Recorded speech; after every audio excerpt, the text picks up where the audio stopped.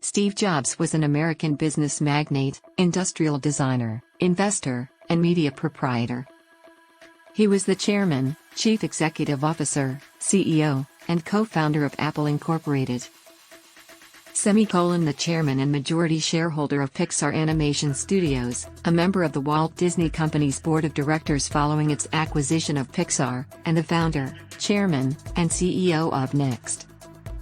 Jobs is widely recognized as a pioneer of the personal computer revolution of the 1970s and 1980s, along with his early business partner and fellow Apple co-founder Steve Wozniak.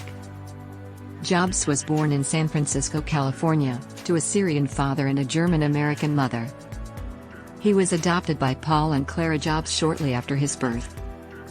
Jobs attended Reed College in 1972 before dropping out that same year. In 1974, he traveled through India seeking enlightenment before studying Zen Buddhism. He and Wozniak co-founded Apple in 1976 to sell Wozniak's Apple I personal computer. Together, the duo gained fame and wealth a year later, producing and selling the Apple II, one of the first highly successful mass-produced microcomputers. Jobs was forced out of Apple in 1985 after a long power struggle with the company's board of directors. He founded Next, a computer company focused on high-end educational and business markets. In 1997, Next was acquired by Apple, and Jobs returned as the company's CEO. He led Apple through rapid growth and innovation, introducing products like the iMac, iPod, iPhone, and iPad. Jobs resigned as CEO of Apple in 2011 due to health complications and died a few months later. Jobs was a controversial figure, but he is widely respected for his business acumen, design aesthetic, and marketing skills. He is considered one of the most influential figures in the history of the personal computer industry. Here are some unique details.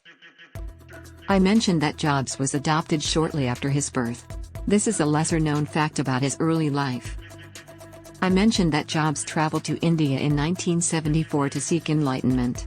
This was a formative experience for Jobs, and it helped shape his life philosophy. I mentioned that Jobs was forced out of Apple in 1985. This was a significant setback for Jobs but also made him more determined to succeed. I mentioned that Jobs returned to Apple in 1997 and led the company through rapid growth and innovation.